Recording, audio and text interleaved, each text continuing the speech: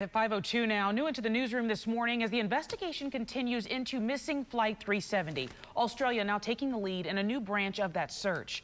Clues point more and more towards sabotage. Authorities searching the homes of both pilots over the weekend, hoping to find some clues. Our Cameron Polam is live in the studio this morning with the very latest. Good morning, Cameron. Good morning. There are several pieces to this puzzle. 5:04 developing now in Polk County. Detectives are hoping you can help them piece together a case of attempted murder. Authorities are naming this man you see on your screen as the suspect. He's 27-year-old Jordan Pollard of Bartow. Detectives say Pollard got into an argument with a man and a woman while they were all driving to Fort Meade. At one point, we're told Pollard pulled out a gun and threatened the people in the car with him. Then he shot the woman in the stomach. The man driving pulled over. Pollard ran off as the driver rushed that woman to the hospital. You're asked to call Crime Stoppers at 1-800-226-TIPS if you have any information on where Pollard might be. Right now, we're making calls to find out if charges will be filed against a Marion County teenager involved in a deadly crash. It happened Saturday at the intersection of County Roads 466 and 229 in Sumter County. Troopers say the teen didn't stop at a stop sign and crashed his SUV into a Dodge Ram. A passenger in that pickup, 59-year-old Arthur Miller, died at the hospital. The teen and the driver of the pickup, or just heavy winds. And you may be asking yourself, why are we showing you video of Alabama? Well, it's the same storm system that we're about to get this rain from. Exactly. And Thanks, Meredith. 5:31 developing this morning. The search for clues after a man is brutally attacked inside his business. Our John Thomas is live in Temple Terrace, where police are telling us that this all started as a robbery, John. 5:35 now. A mountain biker is safe this morning after being rescued from the Alafaya River State Park. And the entire rescue caught on camera. Take a look at your screen right now. Hillsborough County Fire Rescue crews say the man fell while riding his bike through the park. Well, it took about an hour for the response team to pull that man to safety with special equipment. Officials say he fell in the woods about half a mile from the road. Fortunately, he is expected to be okay. Also this morning, a police officer fights for his life while a Baltimore man is behind bars after allegedly shooting that officer while he was off duty. Greg Thomas turned himself in on Sunday. Police say Sergeant Keith McNeil was shot multiple times in his car on Friday night. And we're tracking the results of two new CNN ORC International surveys showing who Americans think could be frontrunners in the next presidential election.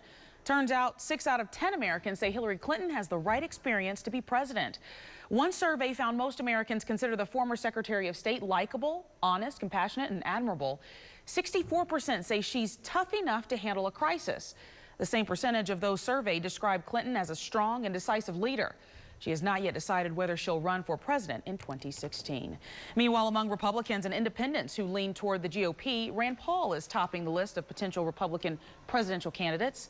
16% of those surveyed say they would be likely to support Paul in a White House bid. Representative Paul Ryan of Wisconsin got 15%, and longtime Texas Governor Rick Perry, who's considering another bid for the White House, got 11%. And for all of us math enthusiasts out there or just people who like pie, today is Pi Day for March 14th, 3.14. It's the ratio of the circumference of a circle to its diameter. Wow. You're welcome. St. Pete Clearwater Airport, which goes by the PIE airport code, will serve up free strawberry and key lime pie from 1 to 3:14 today. You don't have to be catching a flight. You can find more information on all these events I just talked about on abcactionnews.com. And because I love you all, no, I'm just kidding. Sean, our producer, brought you all pie. How about that? I was going to say she baked pie, you know? Come on, Dia. You want it to be edible, so you don't want me to bake it. 3 after 5 now. Also breaking overnight, 2 people dead and 23 others hurt as a car drives into a crowd of people at the South by Southwest Music Festival in Austin, Texas. We just got this new video into our newsroom, painting a picture of that horrific and chaotic scene just after the accident. Officials say of the 23 reported injured, 5 are in critical condition right now. The driver is in custody. Authorities say he drove right through those people and through the temporary barricades that were already set up in that area. This morning, authorities have charged that driver with 2 counts of capital murder, as they say the suspect may have been drinking and driving. And breaking overnight, search crews confirming they have pulled 3 more bodies from the rubble of a massive gas explosion in East Harlem in New York. The death toll now at 6. Crews are still searching for 4 people who lived in those buildings.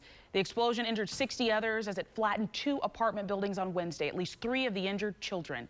Investigators say the blast happened just 15 minutes after people in the buildings called the gas company reporting the smell of gas. Testimony is now in its 9th day in Oscar Pistorius' murder trial in South Africa. Grisly evidence is being presented this morning of the bathroom where Reeva Steenkamp was fatally shot by the Olympian. At 5:48 this morning, we're taking action for your money. When it comes to home improvements, painting is one of the easiest and least expensive ways to add value to your home. But there are some important tips you need to know before you do that job for yourself. Dan Schaefer has more in today's Angie's List report. Well, we're taking action for your health this morning, especially if you suffer from sinus trouble, as allergy season is in full swing. The Bay Area is recognized as one of America's worst places for seasonal allergies. USF's top doctor of allergy and immunology research tells us sunny weather and the area's beautiful oak trees are to blame. 20 illegal contractors in Polk County, they're waking up behind bars. They were arrested in an undercover sting operation Tool Time, targeting unlicensed contractors taking advantage of you. Deputies found the suspects as they answered online and magazine ads for home repairs.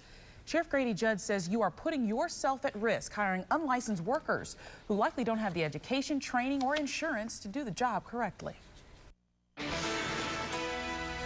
Taking action now with tips to find a legit contractor. Always ask for a license number. You can look it up at myfloridalicense.com. Also, if the work you need done requires a county license, check with your county's construction and licensing office. And don't forget the Better Business Bureau.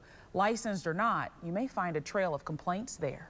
Astonishing cure. Good morning, I'm Laura Harris in for Dia Riley. Doctors say a child with HIV may be one of the first to be cured of that virus. Now at 5, what they say made the difference in this case. But first, let's get a look at traffic and your forecast. Here's Shay Ryan in the Action Weather Center. Chilly.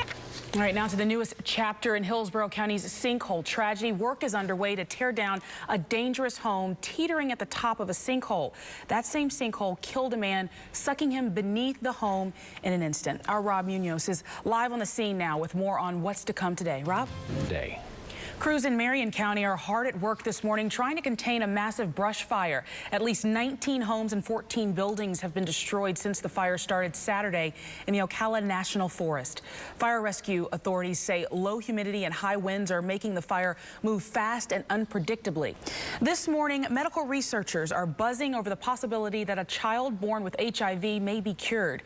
We're told this is only the second recorded time someone with HIV has managed to wipe out the virus. The baby was born to an HIV-positive mother. And one of my favorite stories of the day, a former college soccer player made history by trying to kick through the glass ceiling of the National Football League. On Sunday, 28-year-old Lauren Silberman became the first woman to try out for the NFL. Silberman signed up for the New York, New Jersey Regional Scouting Combine and gave it her best kicks, but unfortunately, painstaking process. Good morning, I'm Laura Harris in for Dia Riley. Crews are heading back to the scene of a sinkhole that claimed the life of a Seffner man. Now at 5:30, what they're doing today in the aftermath of that tragedy.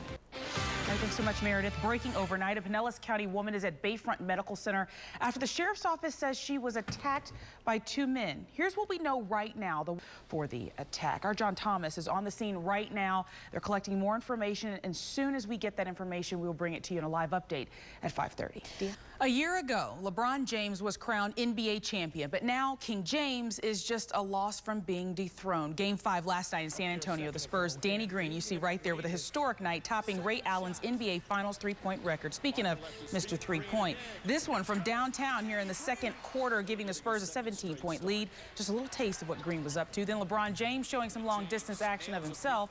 That one from outside. Then the lead was cut to 6, but too much Spurs. Manu Ginobili in his first start of the season coming up big, gets the hoop and one. Well, then it was just all the Spurs. They end up winning this one by 10, 114-104. The series is headed back to Miami for Game 6. You can see it right here on ABC tomorrow night at 9 o'clock. And Dia, from the NBA championship ring to a very strange story about an NFL ring. Yeah. The legal drama surrounding Aaron Hernandez continues this morning. Yesterday, the former NFL player appeared in court for a pretrial hearing in the murder case against him. Defense attorneys saying they're waiting for prosecutors to share several pieces of evidence. They also blame the prosecution for leaking information. Right now, police in New Jersey are investigating a triple shooting that left 3 people dead and 2 others injured. Now police say they're looking for the person responsible. It happened Wednesday morning outside a bar in Irvington. Police say the suspected gunman tried to go inside when he was stopped by a bouncer. Investigators are still trying to figure out what led up to that shooting. but they seem to think there was some sort of fight just before. Officials are offering up to $10,000 for any information leading to an arrest. An update this morning on a little girl in Pennsylvania who inspired thousands to sing. 8-year-old Lainey Brown has died of leukemia. Lainey loved music and dancing. One of her dying wishes was for people to come to her house for a night of caroling. Well, on Saturday night, thousands of singers showed up to her home, and while she was too weak to go to the window, she did get to listen to that wonderful music just before passing away on Wednesday morning, surrounded by her family and friends. This morning, thousands of people in the north are waking up in the dark, the bitter cold making it very difficult for crews to restore any power. Now, this is video from Clarence Center, New York, where floodwaters could soon be turning to ice. Well, right now, more than 500,000 people in the U.S. and Canada are without power. Crews, well, they're saying they're trying to do their best and they're making progress, but the extreme cold means the ice is not melting off power lines and limbs. To top it all off, wind gusts of more than 20 miles per hour are threatening to bring down more branches. Just amazing we're seeing pictures like that, but here we're talking about possibly 80 degrees today. Yeah, in spots we will. Plus, word from the government that you're not as safe as you may think. What members of both parties are saying about terror threats across the globe. But first, Shay Ryan is here with Florida's most accurate forecast. Is that fog gone yet, Shay? We expect big developments this morning in the Lakeland police scandals. Already, more than 24 officers and employees are under discipline, but the state attorney isn't satisfied just yet. And today, we're going to see that discussion go public for the very first time. Our Rob Munoz is live in Lakeland this morning. And Rob, as we understand it, this is about Lakeland city leaders actually responding to the state attorney. Happening now, a corrections deputy is facing criminal charges after he was caught on camera bashing a suspect's head into a wall.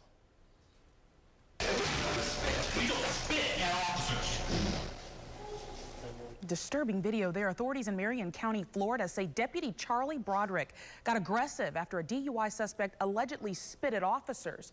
Broderick, who is out of jail on bond, is now on unpaid suspension. The sheriff's office says even with the surveillance video, there's not enough evidence to fire Broderick during that investigation. Also this morning, George Zimmerman is not facing any charges after an incident at his girlfriend's house in Seminole County last month. Police arrested Zimmerman on charges of aggravated assault after his girlfriend called 911 saying he pointed a gun at her. But in recently released court documents, his girlfriend now says it's not true. And here's the thing, they know they can do it because we continue to pay for it because we love it. Coffee probably cost me a nickel. It's not as good though. I promise you can't make it as good. Wonderful. No, it is. It's wonderful. And sweet now that he's stirred it with his. That's nice. You You two are so. Gosh. You